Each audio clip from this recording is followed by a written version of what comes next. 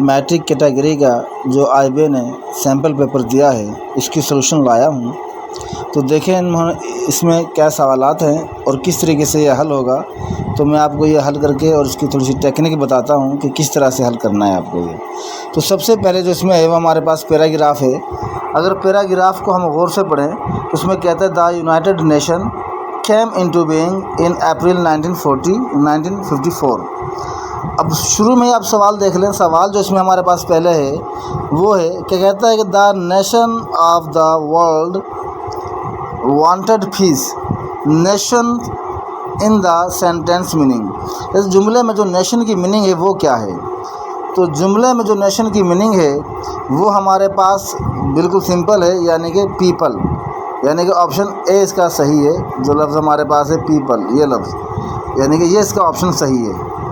तो उसके बाद हमारे पास दूसरा सवाल है, कहता है कि with this objectives in mind. Objectives की मीनिंग, ऑब्जेक्टिव्स की जो मीनिंग है वो है एम्स, मकासिद, यानी कि ऑप्शन डी इसका बिल्कुल सही है। ऑप्शन डी ऑब्जेक्टिव्स की क्या होगी, मकासिद होगी। उसका सवाल है मीनिंग ऑफ सिनोनिम्स। अब सिनोनिम और एंटोनिम्स हमें मालूम करने हैं।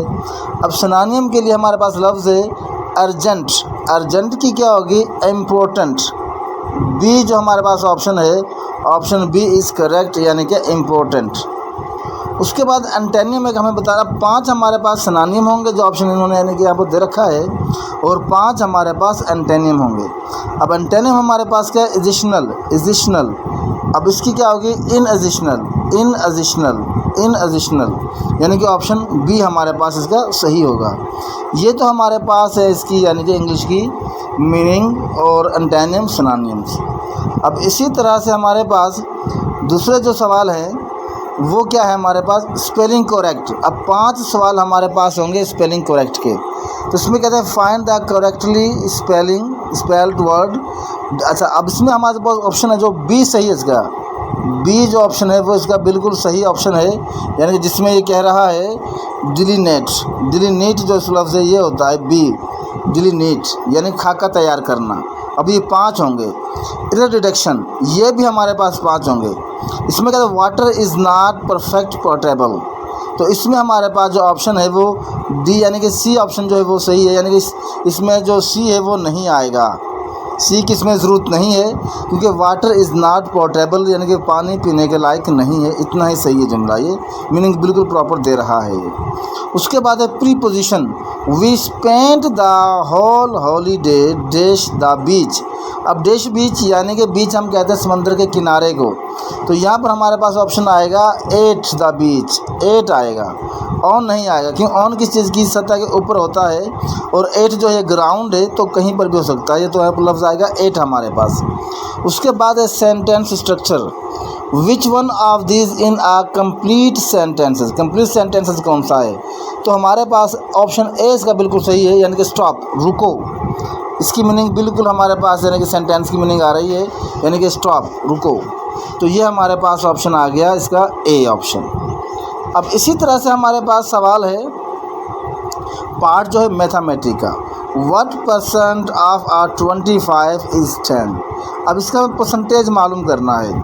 परसेंटेज मालूम करके मैं आपको दिखाता हूँ कि देखें, जब आपको परसेंटेज मालूम करना है तो इसका बिल्कुल तरीक़ाकार ये होगा कि आपको 25 का मालूम करना है ना, तो 25 अपॉन 100 आप लिखेंगे, देखें, और इंटू 10, यहाँ से आप 10 को यानी कि इंटू 10 करेंगे, इंटू 10 करेंगे ये।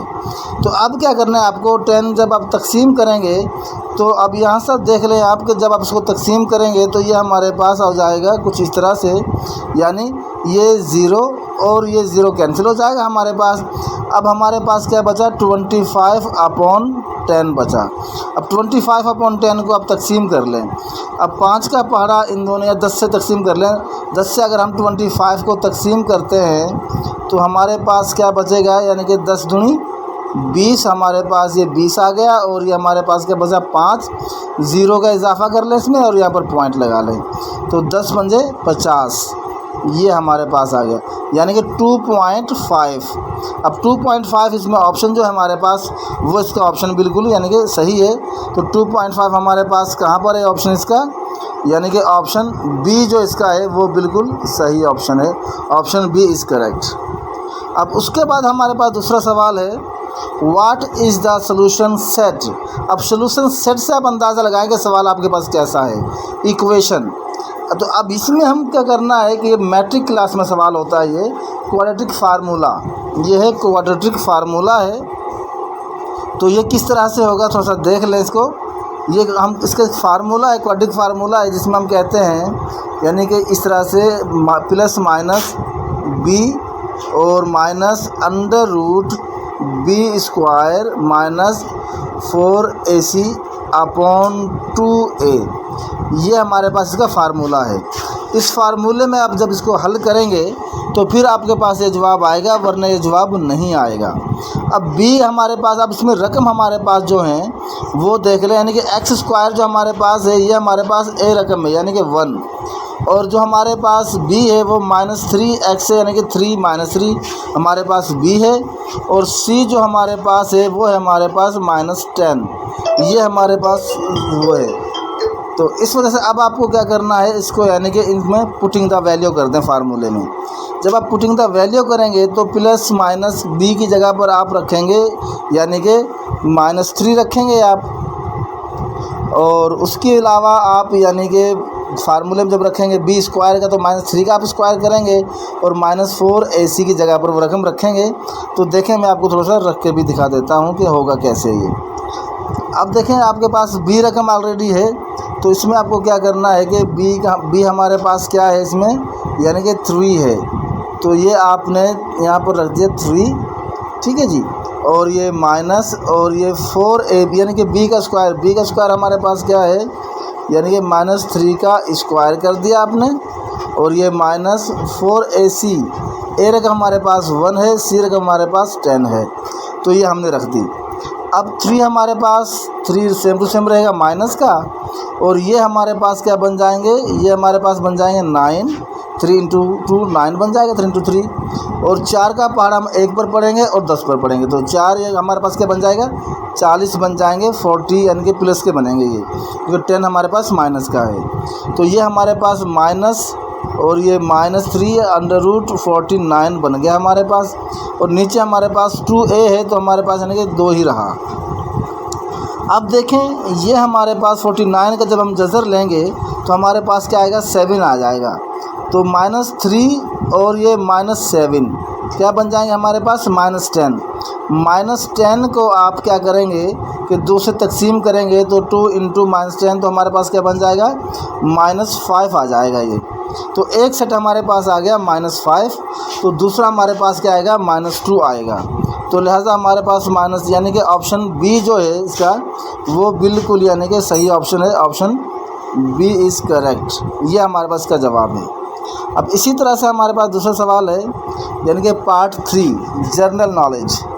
इसमें कहता है करंट अफेयर में Louise Gluck from USA won the Nobel prize 2020 में, और इन द फील्ड किस फील्ड में इसने यानी कि वो जीता। तो इसका जो जवाब हमारे पास है इसका ऑप्शन यानी कि हमारे पास ए ऑप्शन इसका सही है, लिटरेचर में। उसके बाद एवरीडे साइंस के हमारे पास होंगे 10 सवाल और जीके के हमारे पास होंगे 15 सवाल। अब एवरीडे साइंस में 10 सवाल हमारे पास एग्जाम्पल हम दिए, the SI unit of energy का एसआई यूनिट हमारे पास क्या है, तो इसका ऑप्शन है हमारे पास ए ऑप्शन, यानी कि जॉल जो है हमारे पास एसआई यूनिट का ऑप्शन है। उसके बाद इस्लामियात और पाक स्टडी, इसके हमारे पास होंगे 5 सवाल।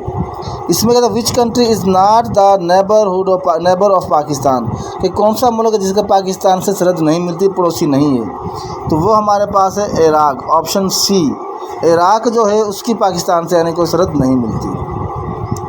उसके बाद सवाल नंबर 14 है which prophet of Islam is called इमामुल अंबिया, किस नबी को इमामुल अंबिया कहा जाता है। इसका ऑप्शन हमारे पास ऑप्शन डी, यानी कि आप सल्लल्लाहु अलैहि वसल्लम को इमामुल अंबिया कहा जाता है, तो ऑप्शन डी इसका सही है, ऑप्शन डी इज़ करेक्ट। उसके बाद 5वें नंबर पर हमारे पास सवाल है 5, यानी कि जो हमारे पास कंप्यूटर के होंगे, कंप्यूटर के भी हमारे पास 5 सवाल होंगे। तो इसमें कहता है कि लैंडस्केप लैंडस्केप जो पेज का सिस्टम होता है क्या कहलाता है, कैसा होता है, किस में होता है। तो इसका ऑप्शन हमारे पास ऑप्शन बी, यानी कि पेज ओरिएंटेशन।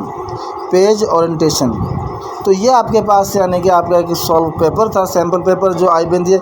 लेकिन इसमें जो सवाल है मैथमेटिक्स का, ये थोड़ा सा मुश्किल सवाल है। मे बी कि ऐसे सवाल आपको इसमें नहीं आएंगे, क्योंकि आपने पास्ट पेपर इसके देखे होंगे इंटरमीडिएट कैटेगरी के, तो इसमें ऐसे कोई सवाल नहीं थे। लेकिन आप फिर भी एक अच्छी अपनी तैयारी करें, ठीक है। और इंशाल्लाह आपके जो एग्ज़ाम होंगे वो होंगे अगस्त सितंबर में। तो ऐसी मज़ीद वीडियो देखने के लिए हमारे चैनल को सब्सक्राइब करें और लाइक करें, ताकि हमारा हौसला बढ़ता रहे। Best of luck. खुदा हाफिज़।